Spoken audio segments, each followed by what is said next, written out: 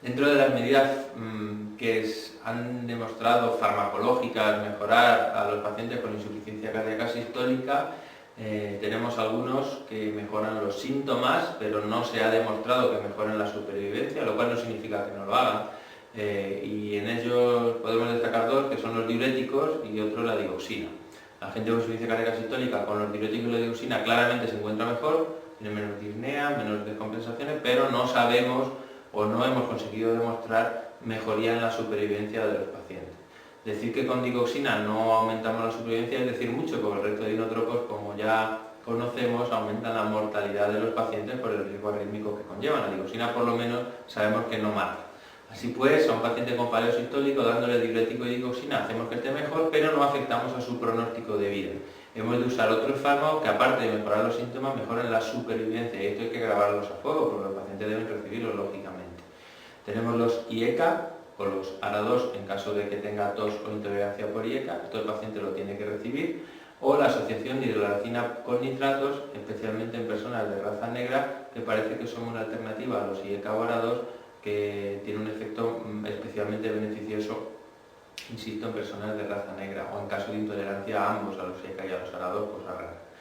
Otros son los beta-bloqueantes, que hay que usarlos en dosis pequeñas, progresivamente crecientes, hasta la máxima que tolere, porque si empezamos con una dosis alta, evidentemente podemos descompensar al paciente y provocar un edema de pulmón, pero haciéndolo así, poquito a poco, con dosis pequeñas, aumentando progresivamente, hemos demostrado una mejoría de un 30% en la supervivencia, luego hay que utilizarlo. En este contexto el que más se utiliza es carvedilol, porque al ser alfa y beta bloqueante, es decir, tener propiedades vasodilatadoras, el paciente suele tolerarlo mejor que los otros beta bloqueantes que tienen cierto efecto vasoconstrictor. Por otra parte están los antialdosterónicos, el que se ha utilizado tradicionalmente es la espironolactona, que es un bloqueador del receptor nuclear de aldosterona.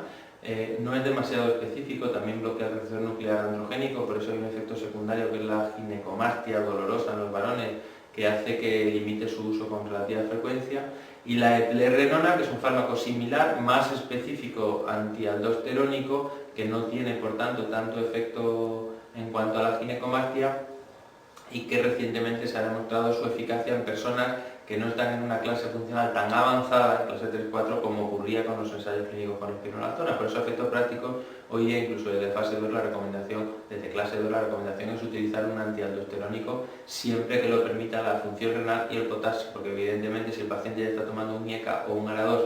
que puede subir el potasio, pues no debemos asociar los antialdosterónicos para evitar una hiperpotasemia grave. Todos ellos, como sabéis, aumentan el nivel de potasio en sangre. La ivabradina se ha demostrado recientemente que también puede mejorar el pronóstico en aquellos pacientes que ya están tomando todo lo demás, incluidos los beta bloqueantes, y a pesar de todo siguen con una frecuencia cardíaca rápida.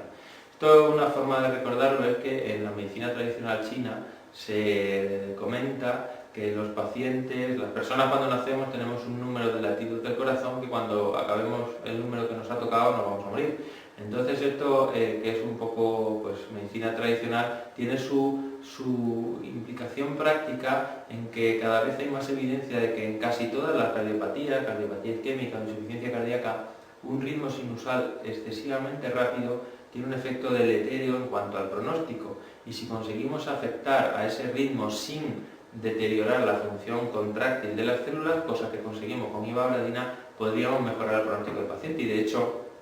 ya hay evidencia de esto en la insuficiencia cardíaca sistólica y también evidencia parcial en la angina en el paciente con enfermedad coronaria. Por tanto, esta es otra de las medidas que disponemos farmacológicas para mejorar a estos pacientes. Y importante recordar tanto lo que hay que hacer como lo que no hay que hacer. No debemos dar fármacos sinotropos positivos porque aumentan la mortalidad, salvo digoxina y levosimendan, que ya hemos comentado. No debemos dar antiarrítmicos porque aumentan la mortalidad, salvo amiodarona y dofetilide, por supuesto beta bloqueantes también podríamos usar, y recordad que dronedarona solo si el paciente está en una clase funcional estable y buena desde hace mucho tiempo, y tampoco debemos dar calciantagonistas porque disminuyen el inotropismo sin los efectos beneficiosos que tienen los beta bloqueantes.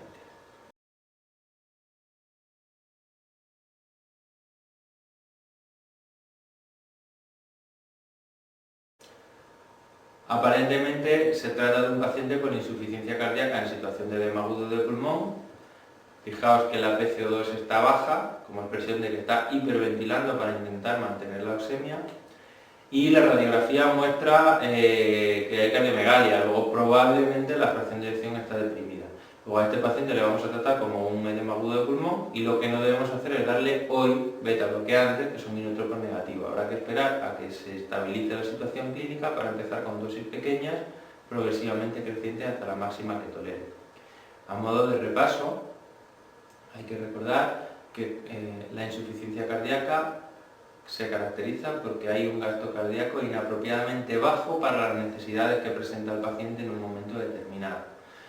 Por eso hay algunos casos raros en los que la elevación de demandas es la que da pie a la insuficiencia cardíaca. Pero a efectos prácticos, generalmente el gasto cardíaco es normal o bajo y lo que tenemos es que evaluar si esos litros por minuto que echa el corazón son menos de lo normal porque se contrae poco, fracción de eyección deprimida, o porque se contrae bien pero se relaja mal y como no le entra bien la sangre, pues empuja poca sangre, fracción de eyección conservada.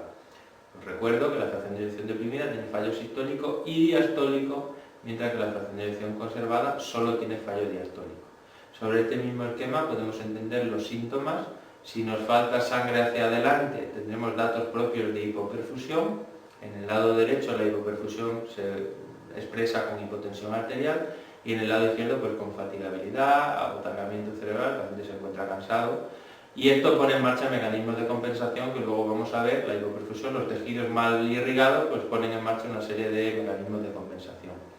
Y dado que la sangre no va para adelante, pues se me acumula para atrás, no entra bien en el corazón y produce congestión.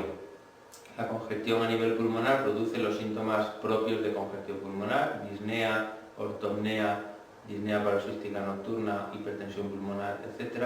Y en el lado derecho, pues la congestión sistémica producirá edema en las piernas, hepatomegalia dolorosa y todos los síntomas propios de la congestión. Quiero recordar que el derrame pleural es un dato de fallo derecho, ya que la pleura drena a través del conducto torácico en venas sistémicas. Sobre este mismo esquema, recordar que al tener hipoperfusión tisular se ponen en marcha lo que denominamos activación neurohumoral, toda una serie de ejes como el sistema simpático, el eje renina-angiotensina-aldosterona, la endotelina, la hormona antidiurética o vasopresina, el BNP. Todo esto son sustancias que se liberan en respuesta a la hipoperfusión para intentar perfundir mejor a los tejidos y que a corto plazo tienen un efecto beneficioso. A veces consiguen incluso normalizar la perfusión y que el gasto cardíaco, si lo medimos, salga normal, pero a largo plazo, al estar, digamos, apretando el acelerador al máximo durante todo el tiempo, pues tienen efectos deleterios y por eso hoy día el tratamiento de la insuficiencia cardíaca sistólica y diastólica lo podemos resumir en este esquema, de manera que para la congestión utilizamos diuréticos, que ya sabemos que no mejoran la supervivencia. Si la FEBI está deprimida, usamos inotropos, aunque ya sabemos que solo podemos usar digoxina porque los otros aumentan la mortalidad. Y para la FEBI conservada usamos lusotropos, fármacos que mejoran la capacidad de relajación, que por tanto son inotropos negativos, como betabloqueante o calcium-antagonista, para que si se encuentra más flojito, pues se relajará fácilmente, le entrará mejor la sangre y podemos mejorar el gasto anterogral. Luego, para estos pacientes con fracción de eyección conservada no tenemos ningún dato de estudio sobre supervivencia, por lo tanto no podemos decir mucho más, y lo que sí podemos decir es que en lo que hay fallo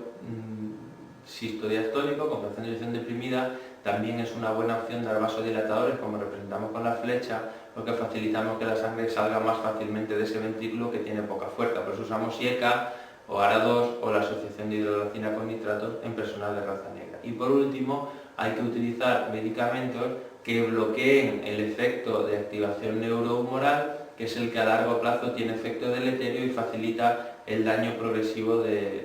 sobre el músculo cardíaco. Para bloquear el simpático usamos beta-bloqueante, para bloquear la renina-angiotensina pues usamos los IECA o los ARA2, para bloquear la endotelina se han estudiado los ENTAN, inhibidores de la ADH o de la vasopresina como el conivaptan también se han utilizado, aunque en estos dos fármacos no se han demostrado beneficio pronóstico de momento en ninguno de los estudios, y podemos plantearnos utilizar BNP recombinante, que parece que tiene cierta utilidad en descompensaciones agudas, Y por último, como novedad, que ya hemos comentado, la antiaribabratina para enlentecer la frecuencia en aquellos que a pesar de toda la medicación sigan con una frecuencia en reposo por encima de 70 latidos por minuto.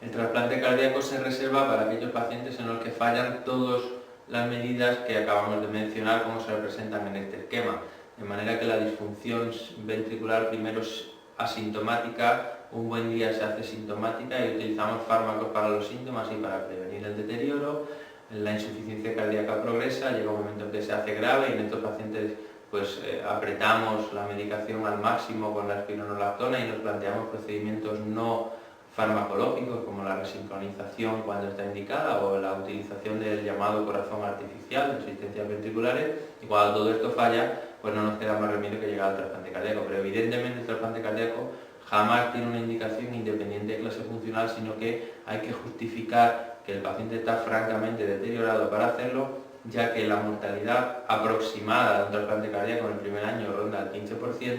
y la supervivencia media de un trasplantado cardíaco está entre los 10-15 años. Entonces, esto no es una solución al problema, sino que digamos cambiamos una enfermedad con un pronóstico infausto, que es la insuficiencia cardíaca avanzada y una mortalidad por encima del 50% incluso en pacientes francamente deteriorados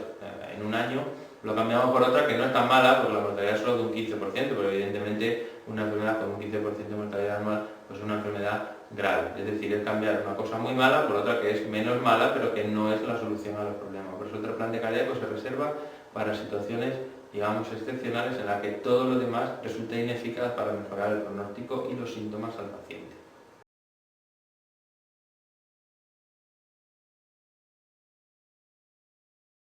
Este esquema es fundamental. Siempre que la fracción de eyección se deprime, por debajo del 50%, es el límite que se utiliza, tiende a aparecer dilatación progresiva del ventrículo. Y al revés, siempre que hay dilatación progresiva ventricular, acaba produciendo disfunción sistólica. Esto es el paradigma de la ley de Frank-Starling, que como sabéis relaciona la fuerza de contracción con la precarga. Cuanto más lleno está el ventrículo, más fuerte se contrae. Por eso es bueno dilatar el ventrículo porque se va a contraer más fuerte. Pero llega un momento en que si la dilatación es muy grande, pasa como un muelle que se da de sí y perdemos fuerza. Por eso, a la larga, la dilatación ventricular acaba produciendo disfunción sistólica.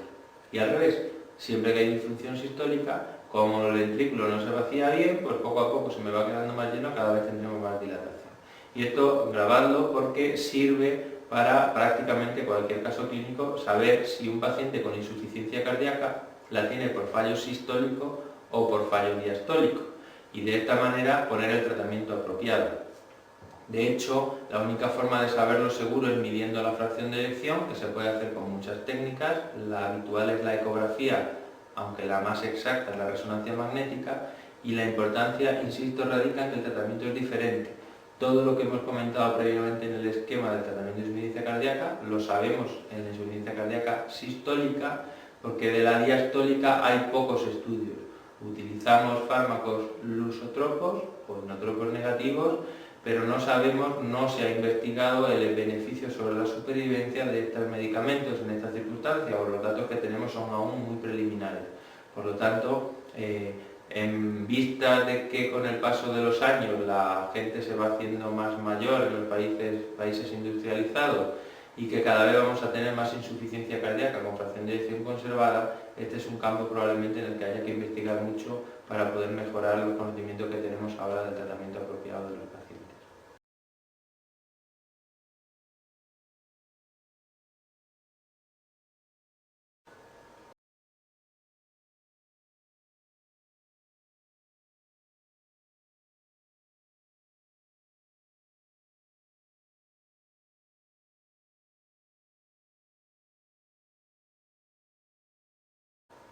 Ya comentamos previamente que en pacientes con cardiopatía estructural no se deben utilizar antiarrítmicos por su efecto proarrítmico e inotropo negativo, excepción hecha de beta-bloqueantes, que son algo más que un antiarrítmico, amiodarona, que sí la podemos usar. El problema es que a largo plazo sabemos que tiene muchos efectos secundarios sobre el tiroides, fibrosis pulmonar y demás, y dofetilide, que no se comercializa en Europa.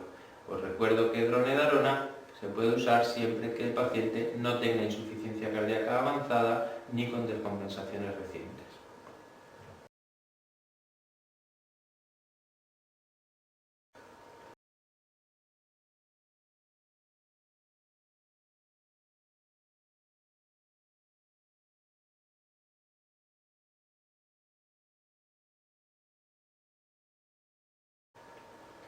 El desfibrilador automático en la insuficiencia cardíaca sistólica, recuerdo, se indica si hay disfunción sistólica por debajo del 35% de fracción de eyección,